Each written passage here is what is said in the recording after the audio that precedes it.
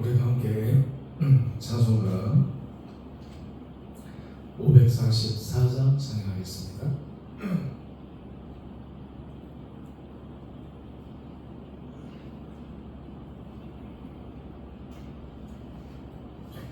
찬송가 544장입니다.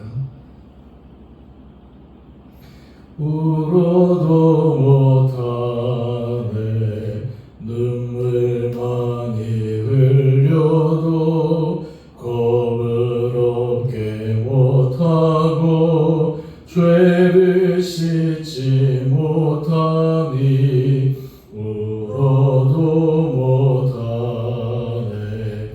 십자가에 달려서 예수 고난 당했네.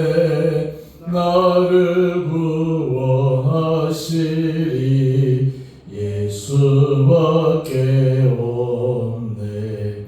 힘써도 못하네. 말과 뜻과 행실이 깨끗하고 착해도 다시 나게 못하니 힘써도 못하네.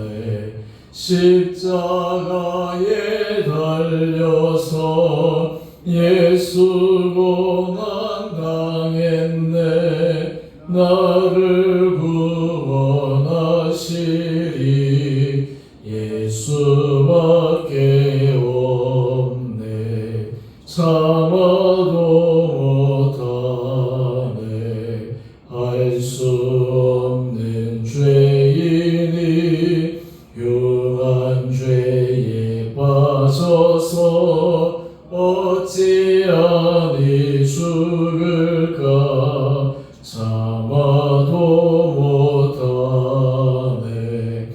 십자가에 달려서 예수 고난 당했네. 나를 구원하시리 예수밖에 없네. 믿으면 하겠네. 주 예수만 믿어서 그네를 힘입고 오직 주께 나가며 영원 삶을 얻네. 십자가에 달려서 예수 고난 당했네. 나를 구원하시리 예수밖에 없네. 오늘 함께 묵상하실 말씀 에스겔 9장 1절에서 11절까지 말씀입니다.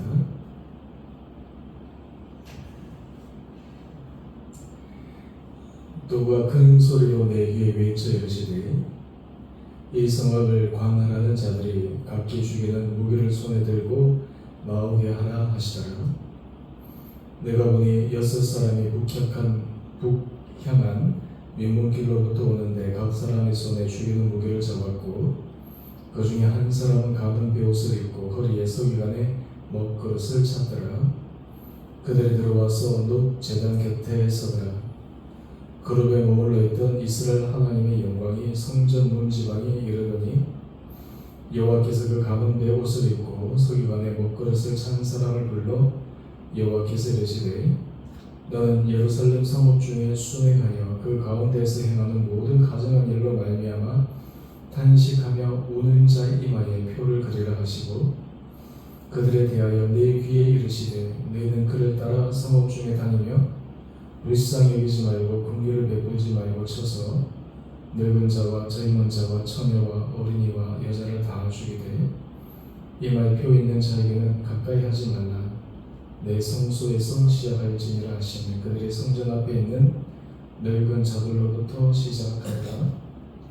그가 또 그들에게 이르시되 너희는 성전을 더럽혀 실제로 모든 뜰에 채우라. 너희는 나가라 하시니 그들이 나가서 성읍 중에서 치더라. 그들이 칠 때에 내가 홀로 있었는지라 엎드려 부르짖어 이르되 아하 주 여호와여 예루살렘을 향하여 분노를 쏟으시오니 이스라엘의 남은 자를 모두 멸하려 하시나이까. 그가 내게 이르시되 이스라엘과 유다 족속의 죄악이 심히 중하여 그 땅에 피가 가득하며 그 성읍에 불법이 찬나니 이는 그들이 이르기를 여호와께서 이 땅을 버리셨으며 여호와께서 보지 아니하신다 하니라. 그러므로 내가 그들을 불쌍히 여기지 아니하며 긍휼을 베풀지 아니하고 그들의 행위대로 그들의 머리에 갚으리라 하시더라. 보라 가는 베옷을 입고 허리에 목그릇을 찬 사람이 복명하여 이르되 주께서 내게 명령하신 대로 내가 준행하였나이다 하더라. 아멘.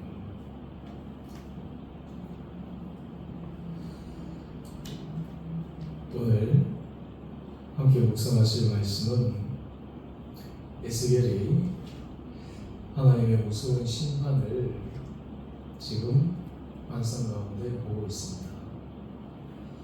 오늘 본문을 보게 되면 하나님께서 더 이상 회복할 수 없고 더 이상 죄에서 벗어날 수 없는 그 예루살렘 그 지역에 속한 모든 사람들을 남녀노소 구분 없이 무서운 심판으로 하나님께서 최후의 결과를 보여주시게 됩니다.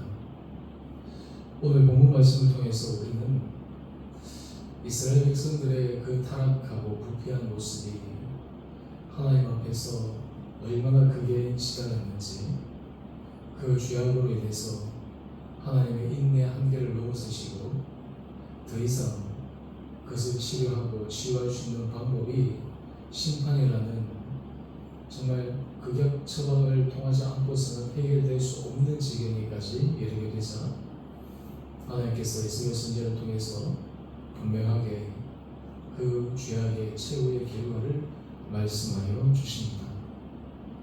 우리는 로마서 말씀을 통해서 죄의 삭은 사망이다 잘 알고 있습니다.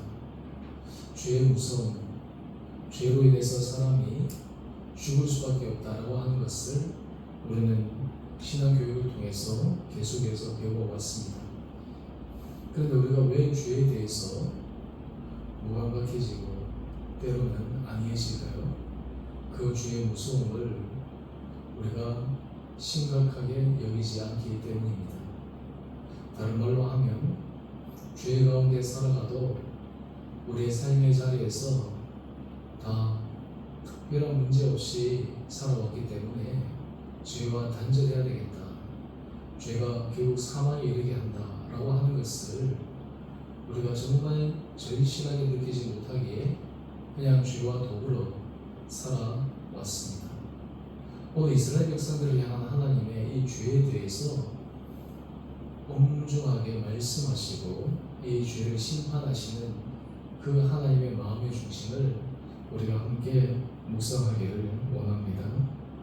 오늘 본문 말씀을 보게 되면 5절 말씀인데요, 하나님께서 그 심판의 대상에 긍휼을 베풀지 말고 천사들을 향해서 무서운 심판을 행할 것을 말씀하고 계십니다. 그 대상은 구분이 없습니다. 늙은 자와 젊은 자와 처녀와 심지어 어린 아이에 이르기까지 이 심판이 행해지는데 그 시작을 한번 보실까요? 6절 말씀인데요, 성소에서부터 시작하는데 성전 앞에 있는 늙은 자들로부터 시작합니다. 참 무서운 심판의 진행 과정입니다. 이 모든 일의 심판의 이유가 무엇일까요? 우리 10절 말씀 한번 가보실까요? 10절 말씀을 보시면 내가 그들을 불쌍히 여기지 아니하며 긍휼을 베풀지 아니하고 그들의 행위대로 그들의 머리에 갚으리라 하시나.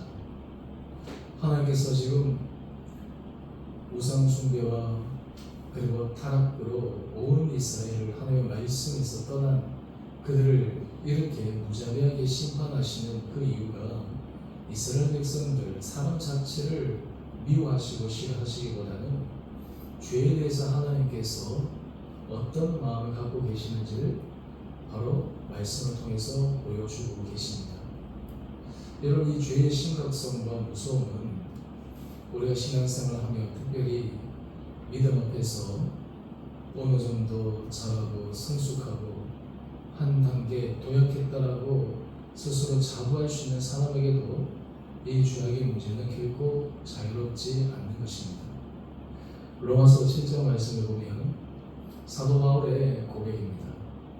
사도 바울 같은 사람도 죄로 인해서 마음에서 고통당하고 죄와 싸우기 위해서 처절하게 노력했던 그 자신, 그럼에도 죄악에 스스로가 무너질 수밖에 없고 스스로가 쓰러질 수밖에 없었던 그 연약한 모습을 고백하고 있습니다. 로마서 7장 23절 말씀을 보면 내 지체 속에서 한 다른 법이 내 마음의 법과 싸워 내 지체 속에 있는 죄의 법으로 나를 사로잡는 것을 보는도다. 그 안에 죄의 법이 그를 사로잡아서 신실하고 하나님 앞에 헌신되자조차도 죄의 법으로 끌고 가서 결국 무너뜨리려고 하는 것을 사도 바울은 자신의 개인 경험을 통해서 절실하게 표현하고 있습니다. 우리는 에스겔 선지자를 통해서 하나님께서 이스라엘 백성들에게 행하신 이 무서운 일들을 통해서 우리는 이 죄의 무서움, 죄의 심각함, 그리고 이 죄가 얼마나 모든 사람에게 엄청난 영향을 끼치는지를 우리가 깨닫고 아는 것이 필요합니다. 그래서 우리는 이 죄에 대해서 하나님 앞에서 정말 싫어하는 마음, 벗어나고 싶은 마음, 단절하고 끊어내고 싶은 마음, 여러분, 이것이 은혜 아래 있는 사람에게 주시는 귀한 마음입니다. 만약 그렇지 않으면 어느 누구도 이 죄에 대해서 이길 수 있는 사람이 없습니다. 우리 힘으로 죄를 이길 수 있습니까? 우리 힘으로 죄의 유혹에서 넘어설 수 있습니까?